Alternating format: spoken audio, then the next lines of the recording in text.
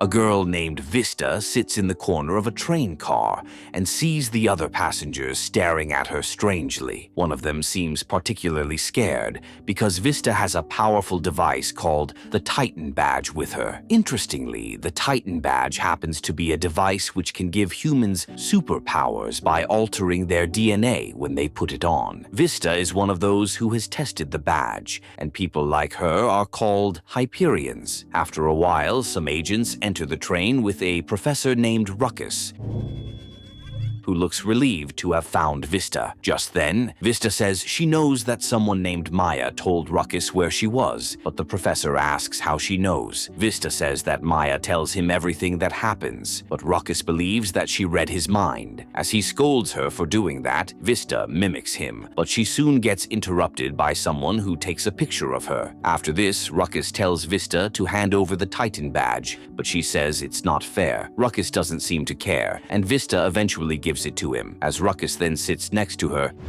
"That's not fair!" Hand it. he asks where she's going, but she doesn't understand why he wants to know. Ruckus says he's only asking because he's sure someone named Ansel will want to write a letter to her wherever she is. Vista then says she's going to New York, and Ruckus mentions that he has a gift for her. As she opens it, she sees a wristwatch, but Ruckus says it's actually a compass, which his mother gave to him when he was younger. He adds that his mom always told him that the compass would take him wherever he wanted to go. Vista doesn't seem to appreciate the gift, and as she puts it on a seat beside her, it falls to the ground, but she just leaves it there. Vista then says she knows that Ruckus hates her, but he tells her not to think like that. Vista says she knows because she read his mind, but Ruckus mentions that he doesn't hate her. He adds that he sometimes gets a little frustrated, but it's not so bad to make him hate her. Vista doesn't respond to this, but Ruckus asks if she doesn't mind him riding with her for a while. Vista still doesn't say anything, and Ruckus mentions that it's fine if she wants to remain silent. So, 14 years later, Ruckus opens the Hyperion Museum to showcase most of his work on the Hyperions, including the Titan badges. One day, just before the museum closes, Vista sneaks in with Ansel, and they head to the bathroom to change their clothes. After this, they head to the main display room, and Vista breaks the glass box protecting the Titan badges. As the museum's security alarm starts ringing, Vista brings out her gun and tells the staff to move to a corner of the room. After they obey her instruction, Vista tries to take one of the badges, but realizes that it has been locked in. Ansel looks surprised by this, but Vista calls the museum's manager, Delano, and asks for the key to unlock the badges. Delano says there isn't a key for it, and that it can only be unlocked with Ruckus's fingerprint. Vista looks disappointed because she thought she would just steal the badges with Ansel and escape, but she says that she needs to make a call. Elsewhere, Ruckus happens to be filming an episode for his new TV show called The Hyperions. During the episode, Ruckus mentions that it has been nearly 20 years since the Hyperion story began. of your nose is contained in this little strand. He adds that it was the same time he invented the Titan badge, which probably doesn't look like much because of how small it is. He then mentions that he created each Titan badge to be suitable for only one person, who would have it plugged into their DNA to change one piece of their blueprint. He adds that the Titan badge can grant individuals superhuman powers like a real-life superhero. In his search for the right people to give the badges, he found 3 suitable candidates. Interestingly, Maya happens to be one of them, and she was given the ability to teleport. Television program. Vista was also granted the ability to read and influence minds, while Ansel, who happened to be the youngest, gained super strength and became the strongest human in the world. As Ruckus continues his show, he mentions that he brought the kids into his home and started training them while waiting for the day their powers would be needed. That day eventually came, and the Hyperions helped out with their powers. For years, they kept on saving the day and helping to maintain world peace. For 20 years. After a while, Ruckus mentions that members of the team always come and go. He adds that every few years, the old members are allowed to leave, while new ones are welcomed to the team. He also mentions that he recently said goodbye to the second Hyperion class after Maya, Vista, and Ansel, and that he's now working on finding new members for the third generation. He says he has found one person so far, and his name is Apollo. After saying that he's still looking for 2 other members worthy of becoming Hyperions, the show ends, and Ruckus leaves the studio. Each week to witness retellings of their unbelievable... While he's in his car, his assistant prepares him for an interview with a popular talk show host named Meredith. Ruckus doesn't really get why he has to do the interview, but his assistant says that Meredith is influential. Suddenly, someone calls Ruckus's phone, but his assistant tells him to ignore it because the interview is more important. Back at the museum, it turns out that Vista is calling Ruckus, but he's not answering his phone. She then calls Delano and writes down a number for him to continue calling until he gets a response. Delano can't help but ask if she's the real Vista. Say you understand. But she just ignores the question and tells him to inform her when the call goes through. As she heads to the main display room, Vista sees Ansel and the security guard, Ollie, trying to knock down the security camera. Vista seems confused by this, but Ansel mentions that Ollie thinks it's a good idea to knock down the camera because the police can tap into it. Ollie says he's experienced because he robbed a nearby store a few years ago, but Vista doesn't seem interested in this. As some of the other staff come over to meet her to ask if she's being serious about robbing the store, Vista pulls out her gun and shoots in the air. She then tells the staff members to remain seated because she's serious about the robbery. Ansel sees that she's nervous, and he asks if Ruckus picked up her calls. Vista says he didn't, and Ansel asks what they'll do next. Vista says she needs to think about their next move, but Ansel just asks Ollie if there's another way out of the building. Vista then interrupts him and says that they aren't leaving without the badges. Ansel says he thought the robbery would last only 5 minutes, but Vista mentions that they didn't expect the badges to be locked in with the exhibit platform. Who are you? Almost immediately, someone calls the museum's landline, and as Delano answers it, he says it's the police, and that they want to talk to whoever is in charge of the robbery. Vista just walks away, and Ansel wonders why she left him with the hostages. After this, Vista stares out of the window and sees that many cops have arrived at the scene. She looks disappointed by this because she didn't expect things to get out of hand. Elsewhere, Maya takes Apollo on his first mission in East Germany. As they enter the room where some bad guys are holding someone hostage, Apollo gets shot in the chest, but Maya stands up to the men and beats them up. One of them manages to stab her, but she eventually gets the upper hand and overpowers him. After a while, Maya takes Apollo to a secret clinic to get treated. Even though Apollo didn't do much on the mission, Maya says he did well and he seems happy about this. However, Maya suggests using his powers next time because he can turn his skin into metal. Shortly after, Maya gets a call from Ruckus, who tells her to head to the museum immediately because he just heard that there's a hostage situation happening right there. Following this, Maya gives Apollo some instructions before teleporting herself out of the clinic. After a while, Maya gets to the museum and meets a detective named Woodcock, who tells her that it seems there's a hostage situation inside the building. Maya asks if the robbers have made their demands known, but Woodcock says that they've not been able to talk to anyone inside. Maya asks about the security cameras, but Woodcock says they're not functional. She also asks if Woodcock has tried to call the museum's landline, but he says that the robbers keep hanging up. Maya then asks if he has tried to knock on the door, but he says he hasn't. Meanwhile, Vista calls someone to tell him that she has run into a small problem and she'll need more time than they discussed. The man asks what the problem is, and Vista says it's a small one. She adds that everything is fine, but the man still asks when he'll get the badges. Before she responds, she hears someone knocking on the door, so she ends the call and heads downstairs. What are you doing here? When she opens the door, it turns out to be Maya, who looks shocked to see Vista inside the museum. Maya says that the police think there's a robbery going on inside, and Vista mentions that there is. Maya asks if Vista has captured the thieves or spoken to the professor, but she says she hasn't. Maya then tells Vista to let her in so they can capture the thieves together, but she says she can't. She adds that she's the one robbing the place, but Maya doesn't believe this. Vista insists that she's robbing the museum, and she says that she needs Ruckus right away.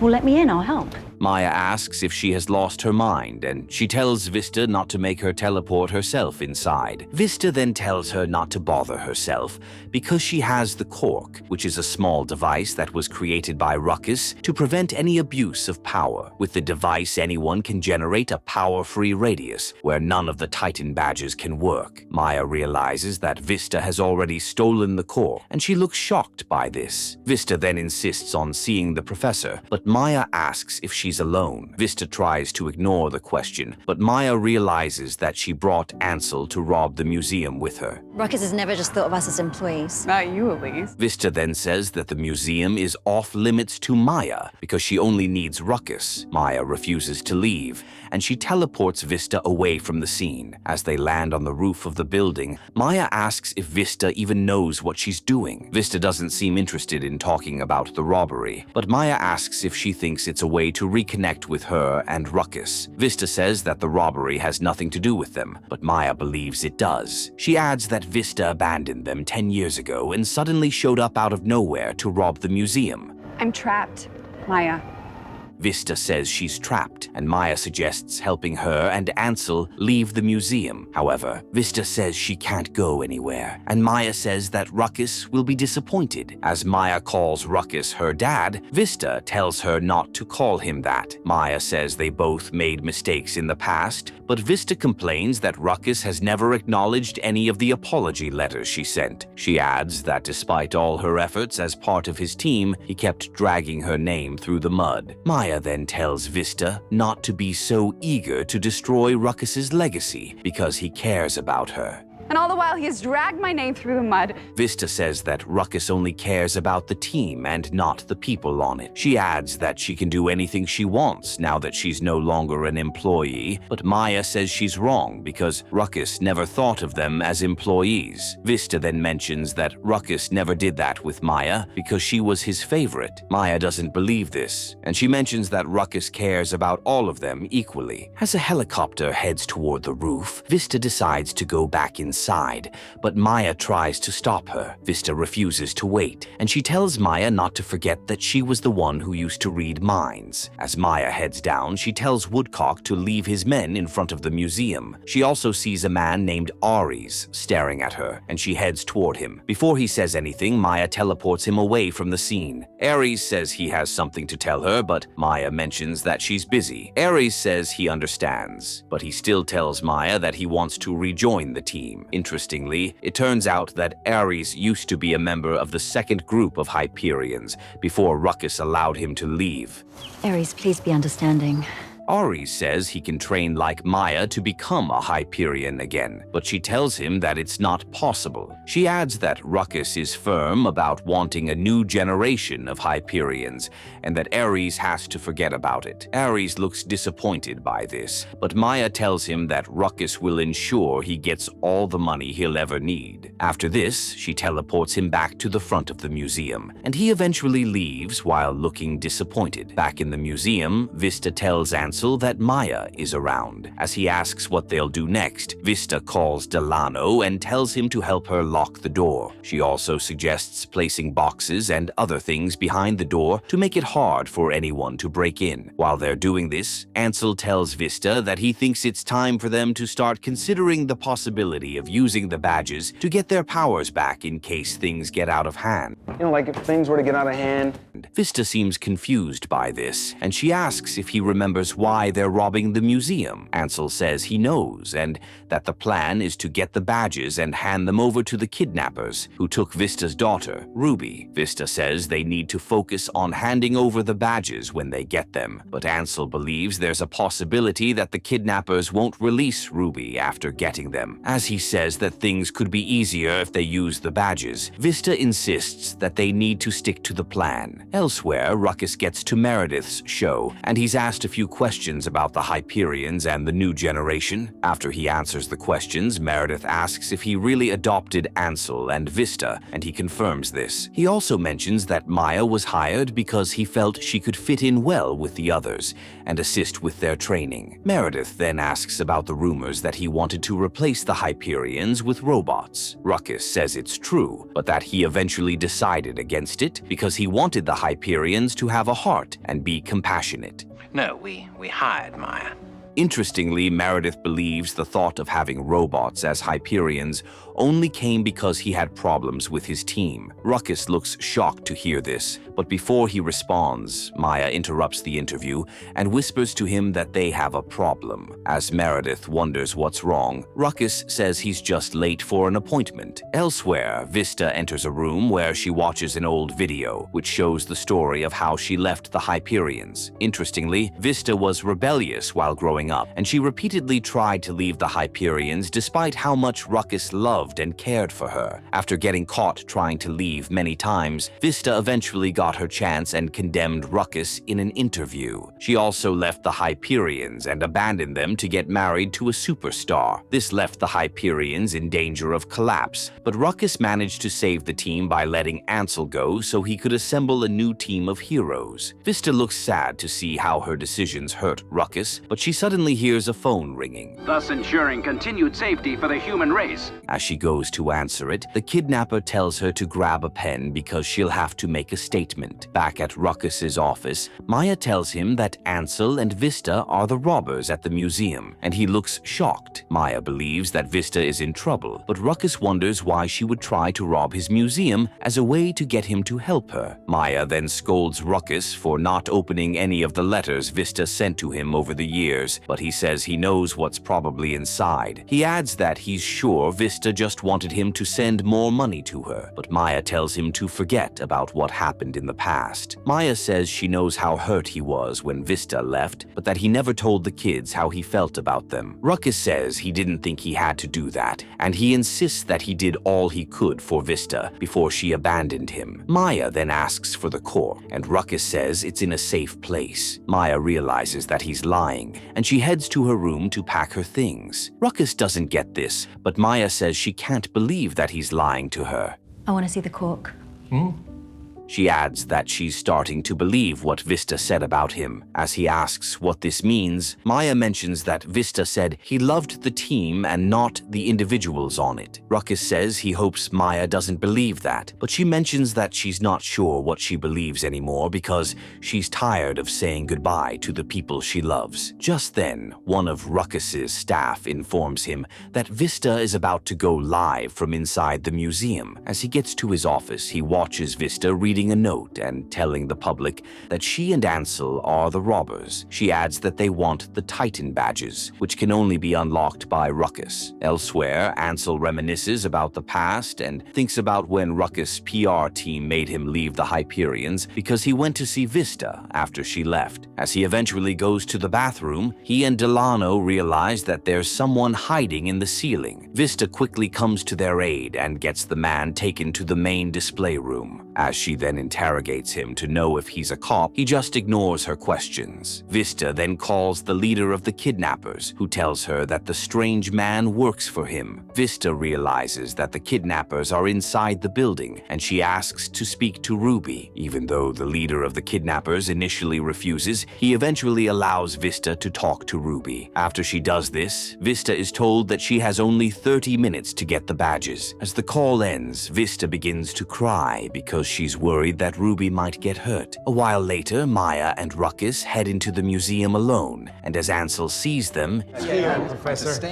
He has an exploding pin. he asks if Vista will tell them about Ruby. Vista doesn't respond to this, but she leaves to meet Maya and Ruckus. As Ruckus eventually meets Vista, he congratulates her on getting herself and Ansel into a big mess. Vista tries to leave because she wants to check on the hostages, but Ruckus scolds her for holding the staff staff back against their will. He then asks if she knows the kind of strings he would have to pull to get her and Ansel out of the mess they're already in. Before Vista says anything, Maya offers to watch the hostages, but Ruckus says he wants her to stay with him. Vista doesn't get this, but Ruckus asks why Ansel has to be with her. Vista says they're partners, but Ruckus looks disappointed at Ansel for getting himself into a big mess. Ruckus then tells Maya to escort Ansel out so that he can talk to Vista alone. After they leave, Ruckus and Vista argue about the robbery and the things that happened years ago. Do you have any idea what you've done?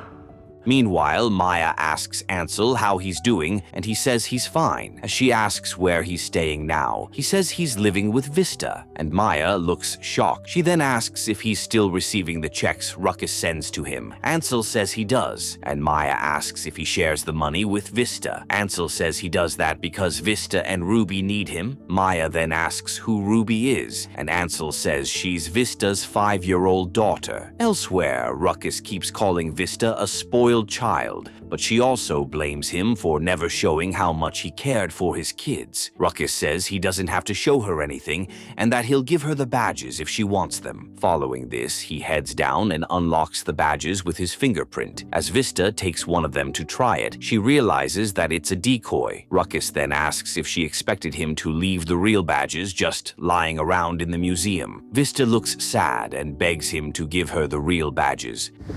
You don't actually think I'd allow them? But he refuses to do this. As he walks away, Vista tells Maya that she's being forced to steal the badges. Maya then tries to stop Ruckus from leaving, but Vista suddenly mentions that the kidnappers have her daughter. Ruckus looks shocked as he hears this, and he asks if she just said the word daughter. Maya then gives him the photo of Vista and Ruby that Ansel showed her. Ruckus still doesn't believe that Vista has a child, and she asks if her dad really thinks she would lie about something like that. Ruckus then says he has seen her do worse, and he remembers when Vista came to his office with her husband and used her powers to force him to give up all the money in his drawer as well as the cork. Ruckus was disappointed in her, and before she left, he told her that he always knew she would use her powers wrongly. Vista then dropped her Titan badge and left with her husband. After a while, she got pregnant and told her husband about it, and he seemed happy. However, he eventually stole her money and ran away because he didn't think he was ready to have a child. Back in the present, Ruckus leaves the museum and tells Woodcock that there's not much he can do inside there again. He also mentions that Woodcock can go in with his men to resolve the situation.